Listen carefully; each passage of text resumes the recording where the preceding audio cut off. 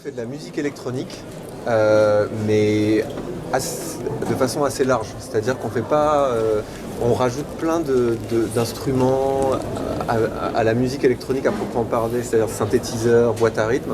On rajoute des guitares, des instruments, toutes sortes d'instruments, etc. Donc parfois ça peut sonner très rock et parfois ça peut sonner très techno.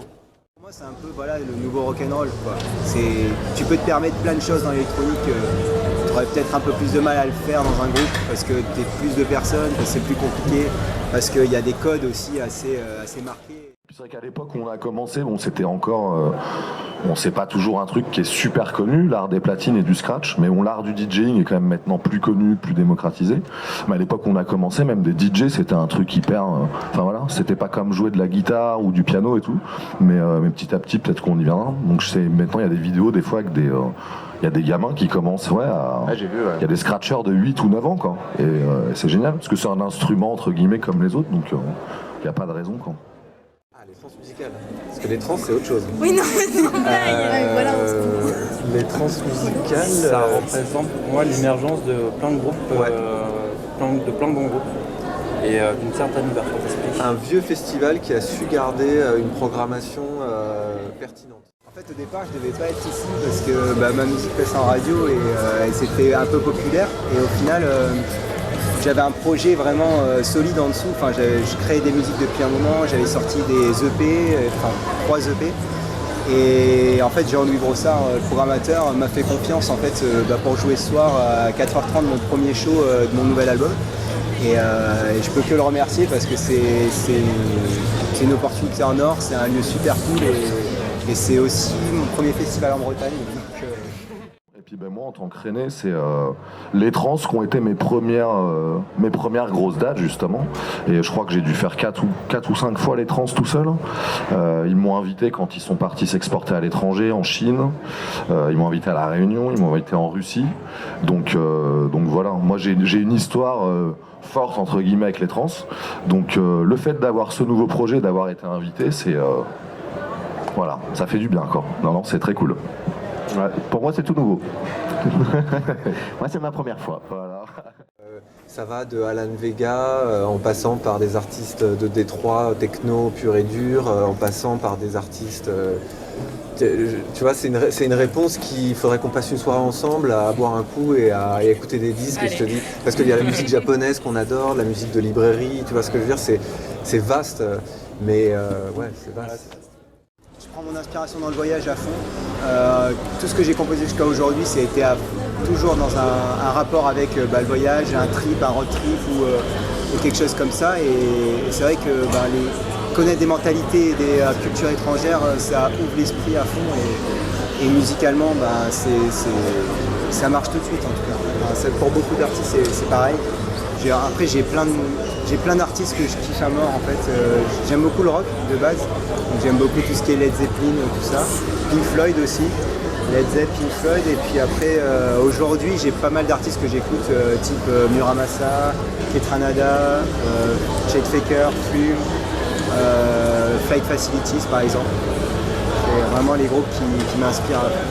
Miami Aurora aussi. Du set, en fait on a énormément d'influences. Tous les deux on a plus ou moins le même parcours, on vient tous les deux du mouvement hip-hop, donc on a été essentiellement influencés par le hip-hop US voire rap français à la base.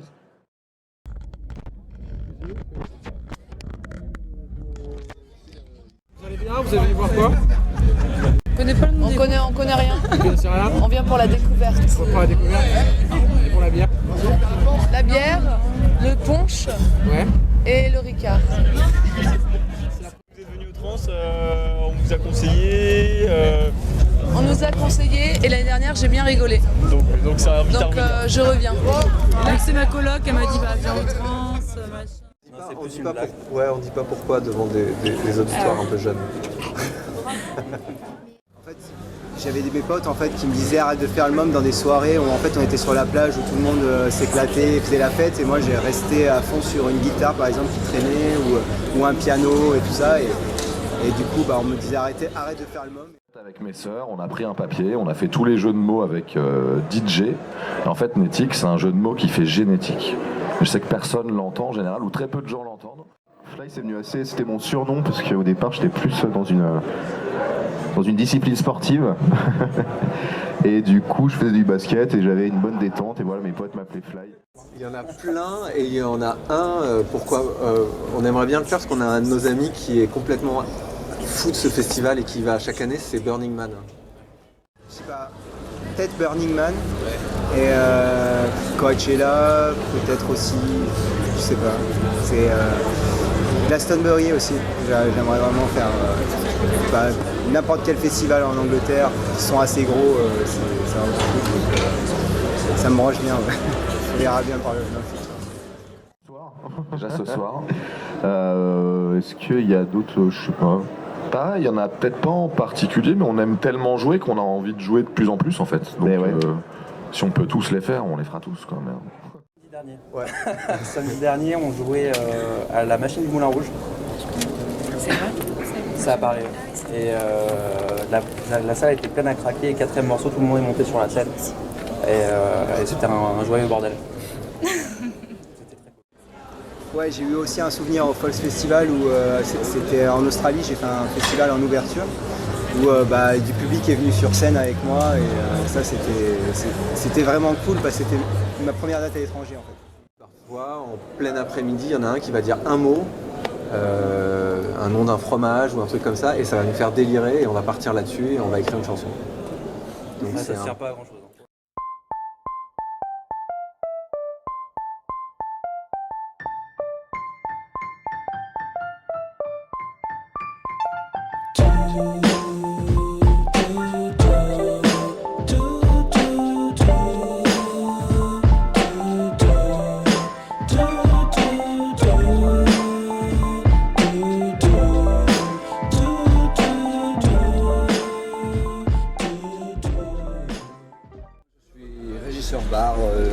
Bar VIP et bar du Hall 8. Donc ma fonction c'est de recruter le personnel de bar, suivre les plannings, proposer les plannings et puis pendant l'événementiel faire la gestion des stocks, voilà, pour rien. Et puis faire la gestion du personnel éventuellement si jamais il y avait des changements, des arrêts maladie, des choses comme ça. Okay. On a une directrice de communication qui est au-dessus de moi du coup et qui dirige le service communication. On est 4 dans le service communication. Donc moi ma fonction au Transmusical c'est de coordonner tout ce qui est support de communication. Donc moi je m'occupe des éditions principalement pour le festival. Après à l'année j'ai d'autres missions. Mais pour le festival je m'occupe de tous les supports de communication. Donc par exemple le programme officiel, les affiches, les éditions de n'importe quel support qui va traiter du festival. Alors donc moi je suis bénévole pour le service action culturelle qui propose des parcours pour les jeunes. Et donc il y a je crois qu'il y a environ 600 jeunes qui viennent sur le festival. Le public déjà. Ouais, c'est bon.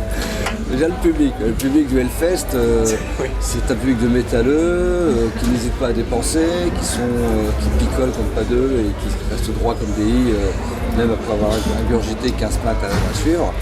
Donc c'est pas du tout il n'y a pas de drogue au Hellfest. Contrairement aux autres festivals, que ce soit ici ou ailleurs, il y a toujours un peu de drogue qui circule. Au Hellfest il n'y a pas de drogue, très très peu. Ça se voit pas.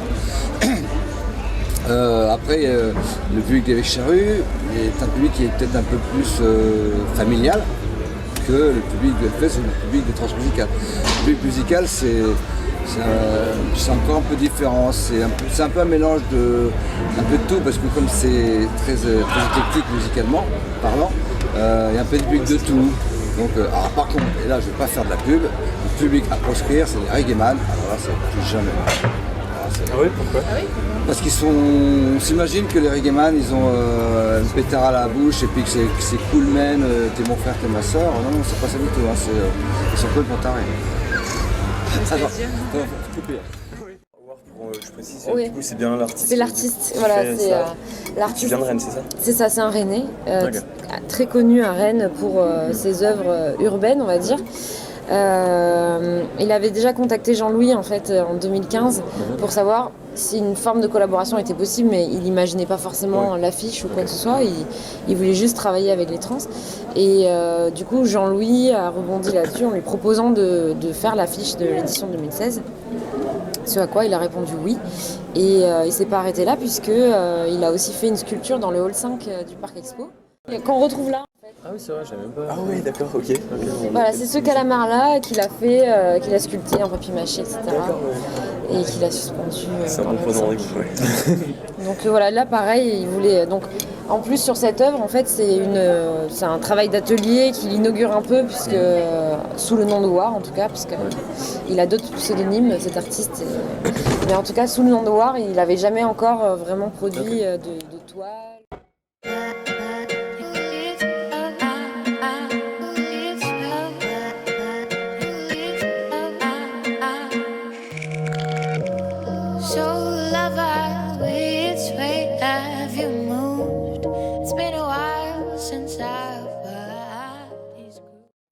Gens qui travaillent, si ça je peux quand même te dire, il y a des gens qui travaillent au trans toute l'année. Il y a des renforts qui viennent salariés des trans juste pour la période des trans musicales. Et il y a des bénévoles aussi qui sont là toute l'année et plus spécialement pour la période des trans. Voilà, un peu comment ça se goupille. Et donc moi le poste, comme je disais tout à l'heure, moi l'aspect action culturelle me plaît beaucoup, je trouve ça très intéressant. Et après, moi mon poste il a été défini comme ça. Si demain il y a un autre besoin pour ce service-là, je ferai autre chose. Et voilà. Qui est faite en amont du festival, qui est faite par bar, hein, c'est une commande groupée mais qui est bien différenciée par bar. Et après, le stock est fait tous les jours, enfin tous les matins on fait le stock, tous les matins, avec mon responsable, je fais le stock. Et il y a le responsable magasin boisson qui passe la journée, qui regarde le stock. Et s'il y a besoin, il appelle le fournisseur qui fournisse. Donc on n'est jamais en rupture, c'est pas possible. Ça représente à peu près combien sur l'ensemble du festival En volume Je sais pas si j'ai le droit de le dire ça. C'est secret défense. Non, en fût de bière, en bon an mal an, entre 800 et 1000 feux, tout bar confondu.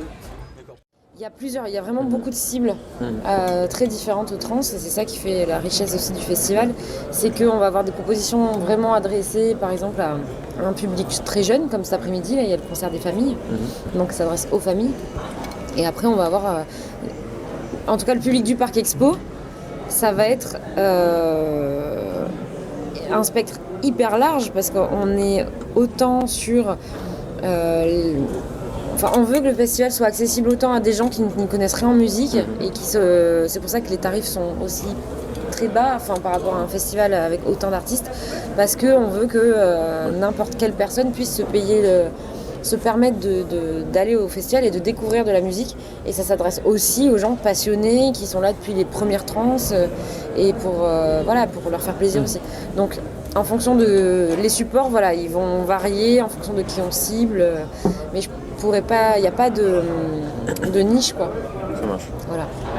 On communique aussi au niveau national, alors beaucoup en Bretagne en effet, Grand Ouest on va dire plutôt, pas mal la côte ouest, et Paris bien sûr.